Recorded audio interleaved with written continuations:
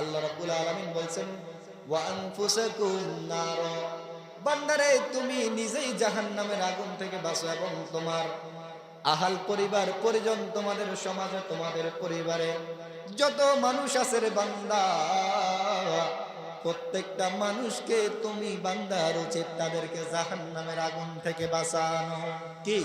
জাহান্নামের আগুন থেকে বাঁচানো।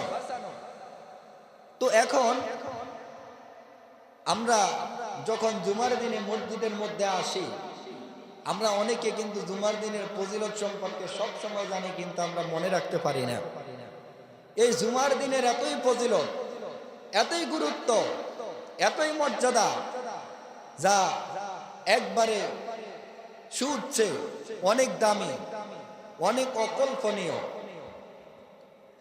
আল্লাহ রাব্বুল আলামিন পবিত্র কোরআনুল কারীমের মধ্যে আল্লাহ রাব্বুল আলামিন বলেন, ইয়া আইয়ুহাল্লাযীনা আমানু ইযা নুদিয়া লিস-সালাত মিন ইয়াউমিল জুমআতি ফাসআউ ইলা যিকরিল্লাহি ওয়া যারুল বাই', যালিকুম খায়রুল লাকুম ইন কুনতুম তা'লামুন।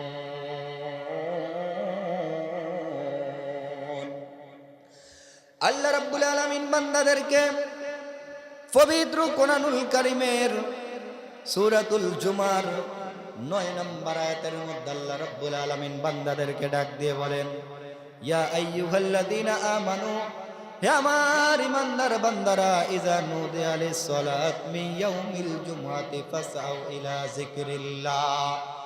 আল্লাহ রাব্বুল আলামিন বলেন, বান্দারে, যখন জুমার দিনের সময় হয়ে যায়, আর যখন মুয়াজ্জিন যখন মসজিদের মধ্যে যখন আযান দেয়, যখন মুয়াজ্জিন বলে হাইয়া আলাস সালাহ হাইয়া আলাল ফালাহ, ও দুনিয়ার মানুষ নামাজের জন্য আসো, তোমার কল্যাণ কামনার জন্য তুমি আসো। ও দুনিয়ার মানুষ, হয়তো এই ভাষাটা মুয়াজ্জিনের হতে পারে, কিন্তু তোমার উপলব্ধি করতে হবে রে বান্দা, এই ভাষাটা দুনিয়ার কোনো মুয়াজ্জিনের নয়, দুনিয়ার কোনো সাধারণ মানুষের নয়, এই ভাষাটা হলো স্বয়ং আমি রব্বুল আলামিনের। সুবহানাল্লাহ। আল্লাহ রব্বুল আলামিন তার হাবিবের মাধ্যমে বলে দেন, কোন মানুষ যখন জুমার দিনের যখন আযান তার কানের মধ্যে সে যখন শ্রবণ করবে, আযানের উত্তর দিয়ে দেয়, আর আযান হওয়ার সাথে সাথে বান্দা তার দুনিয়াবি যত কাজকর্ম রয়েছে, বান্দা মাঠে আছে, মাঠের কাজ বান্দা বন্ধ করে দিয়েছে, বান্দা ব্যবসা বাণিজ্য করতেছে, ব্যবসা বাণিজ্য বন্ধ করে দিয়েছে, বান্দা চাকরির মধ্যে আছে, বান্দার অফিস আদালত বন্ধ করে বান্দার মসজিদের মধ্যে চলে আসেছে। বান্দা যখন তার দুনিয়ার কাজকর্ম যখন ভুলে গিয়ে যখন আল্লাহ রাব্বুল আলামিনের দিকে যখন চলে আসে, আল্লাহ রাব্বুল আলামিন ওই বান্দা যখন আল্লাহ রাব্বুল আলামিনের দিকে যখন আসে, আল্লাহ রাব্বুল আলামিন ওই বান্দাগুলাকে তার কুদরতি খাজানার দ্বারা এমন একটা কৌশল, এমন একটা কৌশলের মাধ্যমে বান্দাগুলাকে আলিঙ্গন করে তার কুদরতি বুকে ধারণ করে নেয়। সুবহানাল্লাহ।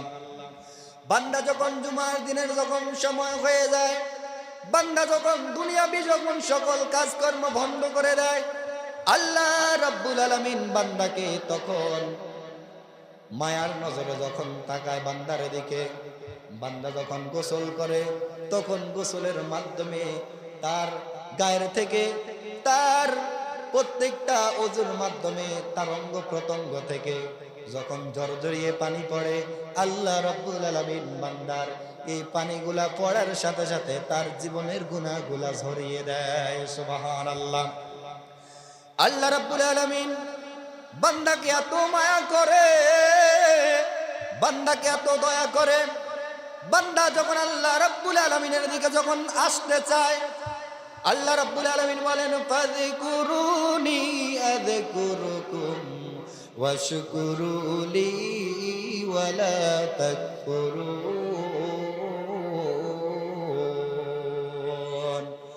বান্দারে, তুমি যদি আমি রব্বুল আলামিনকে যদি ডাকো, আমি রব্বুল আলামিনকে যদি তুমি বান্দা যদি স্মরণ করো, আমি বান্দাকে, আমি রব্বুল আলামিনকে যদি তুমি বান্দার কলবে রব্বুল আলামিনকে যদি ধারণ করো, আমি রব্বুল আলামিনকে ধারণ করতে দেরি, আমি রব্বুল আলামিন তোমাকে ভালোবাসতে, তোমাকে ডাকতে, তোমার দিকে আসতে আমি রব্বুল আলামিন দেরি করি না।